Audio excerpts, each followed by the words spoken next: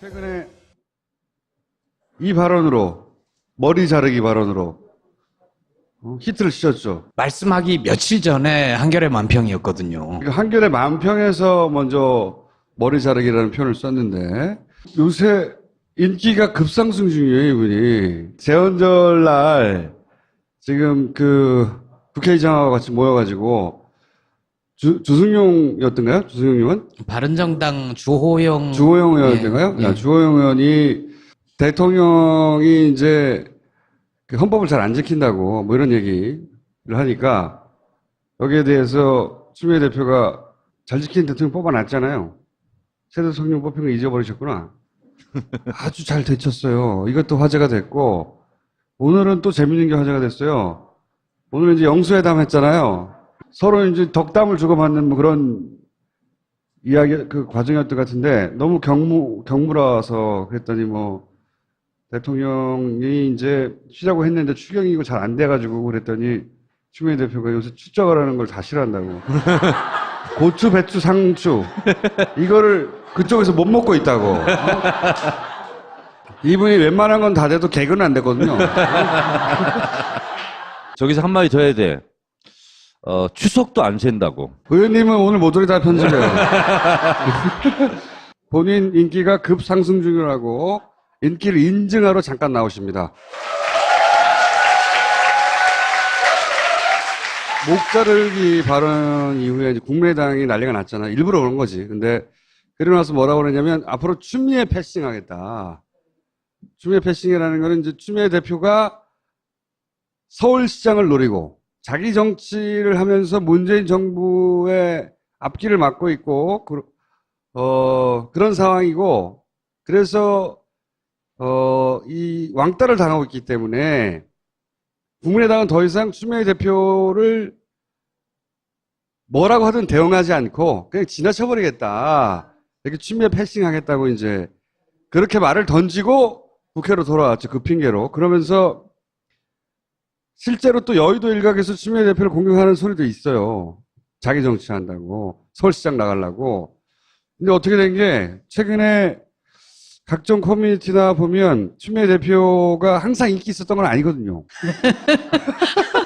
지난 탄핵 때도 고생했어요, 사실. 그런데 최근에 이 추미애 대표 인기는 대단히 급상승하고 있어요. 이게 웬일이냐, 이게. 그게 맞긴 맞아요? 그러니까 실제로는 공격을 참 많이 받는데 네. 각종 커뮤니티에는 추미애 대표를 열성적으로 처음으로 추미애 대표를 지지한다 이런 사람도 시작해가지고 근데 이게 밖에서 이렇게 지지를 받고 인기를 끌잖아요. 그러면 당 내부에서는 컷오프 될 가능성이 많습니다. 여태까지 출연할 때는 너무 힘들다. 나이가 열심히 하고 있는데 저에게 좀 힘을 좀 보태주세요. 이러려고 보통 나오셨는데 오늘 그게 아니에요. 아니 오늘도 그래요. 오늘도 대통령께서 그 청와대 그 5당 대표를 불러서 뭐 밥도 주신다고 하고 했는데 우선 그 홍준표 대표가 안 오셨잖아요. 네. 그 어제까지는 아무 이유가 없이 안 왔는데 오늘은 그 수해 현장에 자원봉사 가신다고 네. 안 왔다고 하고 오늘 이유가 생긴 거예요. 네. 아니 근데 추미애 대표가 잘했다 잘못했다로 의견이 갈라지거나 네. 빌미를 제공했다고 공격하거나 네. 그런 새가 그 일반 여론에도 있어야 되거든요. 네. 그 새가 약해요. 굉장히. 잘했다. 국민의당 잘 들이박았다.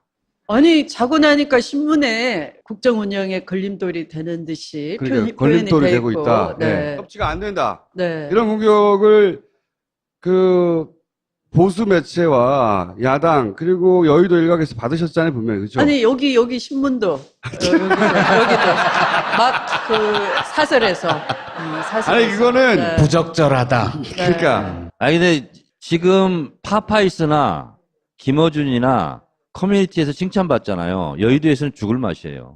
대리운전은 들어봤어도 대리사과는 못 들어봤어요. 대리사과. 들어보셨어요, 여러분? 대리사과. 대리사과? 대리가 사과를 들고 있으면 대리사과입니다. 체포! 경찰에 신고해야 되겠어, 진짜. 예를 들어서, 일반 지지자들, 대표님들로부터 내가 지지를 받고 있다는 건 느끼세요? 몰라요, 사실. 예를 들어서 예전보다 이렇게 뭐 응원 문자가 많이 온다든가 그런 건 없어요? 있어요. 그럼 알아야죠.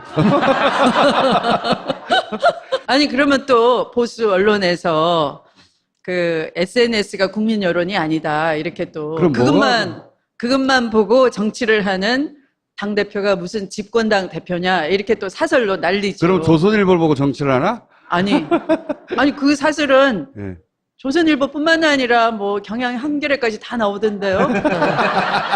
아마 그게 이제 이례적이어서 그렇겠죠. 왜냐하면 보통은 당의 대포들이 있고 대포들이 공격을 하고 사이가 안 좋아지고 그러면 이제 대표들이 만나서 풀고 이러는데 이제 아니, 대표님이 네. 앞장섰으니까. 그러니까 잠깐만 있어봐요. 어.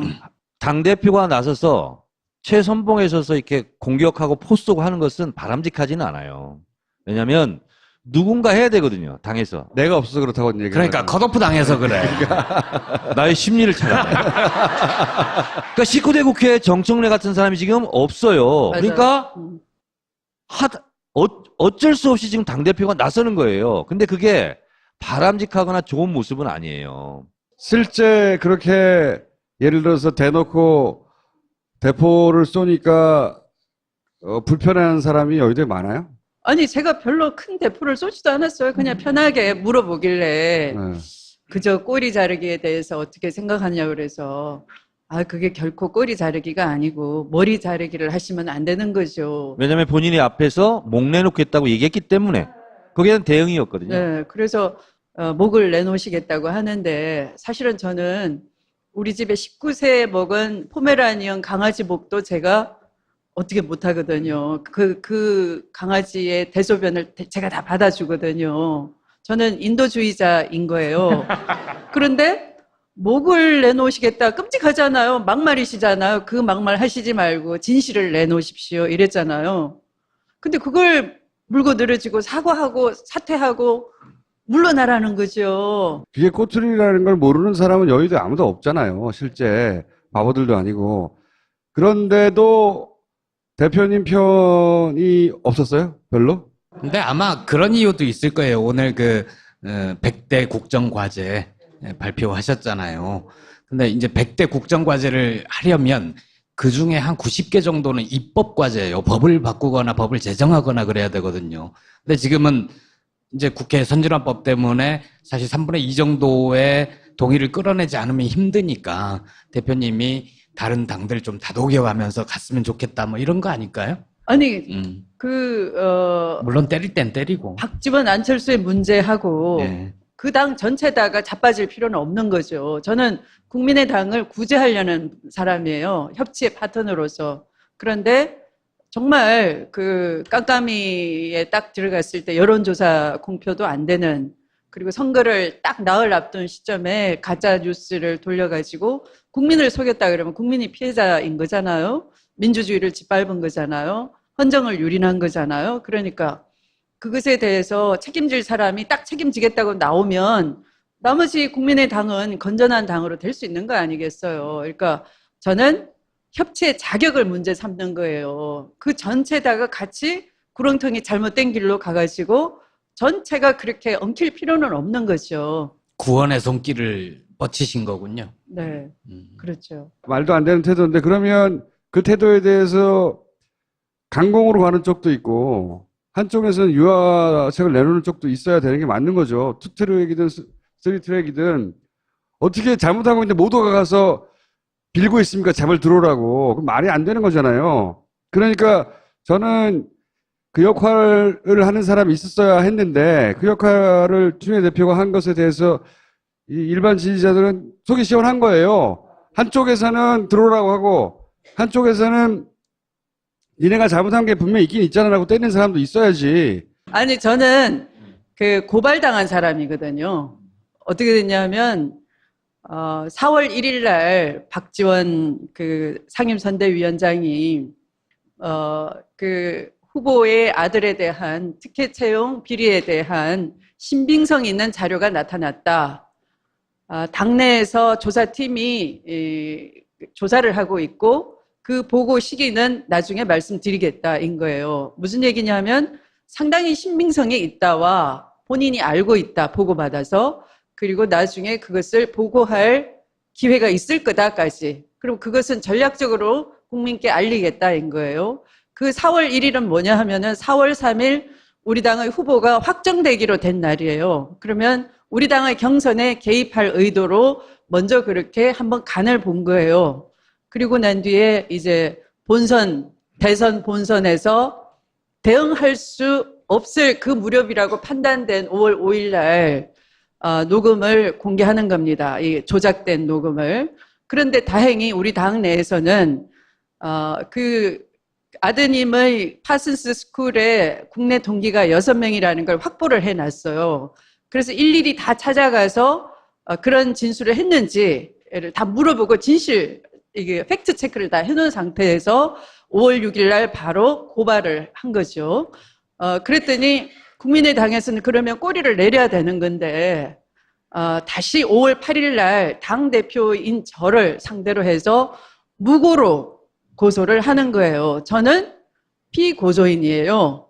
무고죄. 그러면 제가 사과를 하면 어떻게 되느냐 하면 그 무고가 아닌 것이다. 실제 우리는 잘못한 게 맞다. 당신들의 고소 사실이 맞다. 고소 사실이 맞다는 것은 특혜 채용 비리를 인정한다. 이렇게 되는 거예요. 그런데 당연히 여의도에서도 그렇게 이해할 사람들이 있잖아요. 저는 김대중 대통령의 회한을 잘 아는 사람이에요.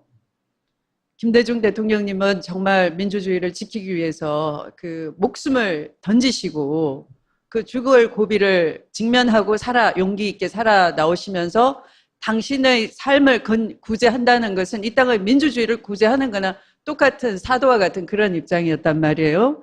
그런데 박정희 대통령 때에 경쟁자였던 정치인 김대중을 죽이기 위해서 일본에서 납치를 해가지고 수장을 시키려고도 했고 또 그 전에는 고속도로를 달리던 정치인 김대중의 차량에 다른 그 차를 이렇게 갑자기 차선을 이렇게 진로 방해를 해가지고 고속도로에서 전복 사고를 일으키기도 하고 그래서 이분이 다리가 지팡이를 짚고 다니셔야 될 정도로 불구인데 그 따님이 한나라당의 대표로서 대통령이 돼서 찾아왔어요. 한나라당 대표 시절에도 찾아오셨죠? 네, 그럴 때 김대중 대통령님께서는 이렇게 말씀을 하셨어요. 죄는 미워하되 사람을 미워하지는 않습니다 하고 네, 박근혜 대표를 당시. 네. 저는 굉장히 이분의 가슴 속에는 그 진실을 당신이 다 알고 있음에도 불구하고 당신이 대통령으로서 그것을 또 건드리면은 정치 보복한다 그러고 IMF에서 벗어나려는 이 경제 위기 속에서 국정의 우선순위는 민생을 살리는 거다라는 것 때문에 당신은 그냥 당신의 그 아픔을 후순위로 밀어두고 그냥 가신 거죠. 저는 그 아픔을 너무 잘 알고 있어요. 이 사건도 마찬가지예요. 그럼 대통령께서 무슨 말을 하실 수가 있겠습니까? 아들이 피해자이고 또 다시 특검을 하자 그러면서 2차 피해를 가하려고 하고 그 아들은 자기 실력으로 당당하게 취업을 한 것인데도 그걸 특혜를 받았다고 하니까 자기를 소명할 기회조차 안 주어지고 선거 전에는 선거에 이슈화 시킨다고 해서 당이 말려가지고 자기 말을 못하게 하더니 이기고 난 뒤에는 또 이걸로 시끄럽게 하면은 협치가 깨진다는 이유로 아무도 아무 소리를 안 해주니 얼마나 답답하겠습니까? 근데 이것을 가지고 지금 드러난 사실은 진짜도 아니고 가짜로 녹음을 동기를 가장한 인물이 허위로 제보를 해서 이렇게 국민을 속이려고 한 건데 거기에 대해서도 또 이걸 정치적으로 몰고 가는 그런 상황이잖아요. 그러면 대리사과가 아니라 대리분노였나요? 저는 피고소인으로서 이것에 대해서 정확하게 이면이고 아니면 아닌 것으로 시비가 안 가려지고는 저도 억울한 거예요. 제가 무고를 했겠습니까? 그래서 저는 이건 당연히 당신들이 잘못했다면 먼저 무고의 고소를 취하하고 잘못했습니다. 국민을 속인 죄에 대해서는 100번, 1000번 사과를 합니다. 해야 되는 것이지. 저보고 사과를 안 한다고 타박을 하고 또 대리 사과를 청와대에서 와서 했다? 제가 용납이 안 되는 거죠. 대리 사과는 있을 수가 없죠. 제가 궁금한 건 왜 그거를 지지해주지 않냐는 거예요. 같은 편 당내에서도 있을 거 아닙니까? 정치를 오래 하는 사람들은 정말 자기 정치를 잘 해요. 자, 122석으로 우리가 122석인가요? 저한테 물어보면 어떻게 해요? 당대표가 의원 아닌 분한테 뭐 여쭤보면 어떻게? 의원도 아닌데. 아, 미안. 122석으로는 아무것도 할 수 없겠다. 자, 후반기에 국회의장도 신경 쓰이고, 아, 그러면 좀 인심을 좀 얻어야 되겠네. 각을 세우면 안 되겠네. 적당히 잘 지내야지. 이런 것이 자기 정치인 거예요. 저는 얼마든지 협치를 해야 된다고 봅니다. 그런데 협치의 자격이 있어요. 적폐와의 협치? 그것은 협치가 있을 수가 없어. 왜? 서로 약점을 엄호해주고 불의를 눈감아주고 하는 것이 바로 그런 잘못된 협치인 거예요. 여러분이 그거 바라시고 촛불 드신 거 아니잖아요. 그거 바라시고 대통령 선거에 참여하신 거 아니잖아요. 그런 대한민국을 구해내라라는 거 아니에요? 야당을 오래 하다 보니까 미디어가 자기 편이 안 되면 자기가 잘못했다고 생각해요. 옳은 말을 하는 중에도 야당 증후군이라고 제가 부르는 건데 옳은 말을 했는데 미디어가 내 편이 안 되는 거예요. 그러면 잽싸게 자세를 바꾸거나 말을 약간 물리거나 하거든요. 아니면 그걸 보고 나서 그 말 한 사람을 변호해주지 않거나. 그러니까 민주당의 상당수의 의원들이, 많은 의원들이 여전히 하도 야당을 오래 하다 보니까 그런 종류의 야당 증후를 겪고 있는 게 아니냐 이거죠. 한 분도 편을 안 들어준 건 아니고요. 가만 생각하니까 몇 분 계셨어요, 몇 분. 박광원 의원님, 박재호 의원님, 박범계 의원, 박범계 최고위원님. 네, 네. 잘 안 알려진 인물들이 있더라고요. 표창원은 어땠어요? 표창원 의원도 그렇게 적극적으로 업무를 했을 거예요. 네. 그래서 당대표를 앞으로 어떻게 하겠다고 한마디 해주시고. 제가 토론하는 정당, 유능한 정당, 또 똑똑한 정당 만들겠다라고 말씀을 드렸는데, 100만 권리당원 확대를 선언을 했어요. 더불어민주당에 왜 들어갈지 궁금해하시는 분들이 많습니다. 여러분들은 다 아마 대통령 선거에 참여를 해 주셨을 겁니다. 그런데 단순히 뽑아놓고 그것에 대해서 표로서 그 행동을 했는데 응답을 듣고 싶은 거죠. 기다리시지 말고 참여해 주시면 그 응답은 당을 통해서 함께 만들어가는 겁니다. 그래서 제가 열린 정당을 표방하고 있으니까 여러분들이 많이 더불어민주당에 가입해 주시고 그 당원들이 당론을 결정하는 그런 현대 정당으로 만들어 내려고 합니다. 시간을 좀 주시기 바랍니다. 그래서 지금의 여의도에서만 이루어지는 그런 정치 기술자들의 정치 공학적인 정치가 아니라 국민이 만들어가는 정치로 바꿔내려고 합니다. 알겠습니다. 네. 감사합니다. 국회의장하고 같이 모여가지고 주승용이었던가요? 주승용 의원? 바른정당 주호영 의원인가요? 예. 주호영 의원이 대통령이 이제 그 헌법을 잘 안 지킨다고 뭐 이런 얘기를 하니까 여기에 대해서 추미애 대표가 잘 지킨 대통령 뽑아놨잖아요. 새 대통령 뽑히고 그랬더니 추미애 대표가 요새 추적을 하는 걸 다 싫어한다고. 고추, 배추, 상추 이거를 그쪽에서 못 먹고 있다고. 이분이 웬만한 건 다 돼도 개그는 안 되거든요. 저기서 한마디 더 해야 돼. 추석도 안 샌다고. 의원님은 오늘 모조리 다 편집해요. 본인 인기가 급상승 중이라고 인기를 인증하러 잠깐 나오십니다. 목자르기 발언 이후에 이제 국민의당이 난리가 났잖아. 일부러 그런 거지. 근데 그러고 나서 뭐라고 그러냐면 앞으로 추미애 패싱하겠다.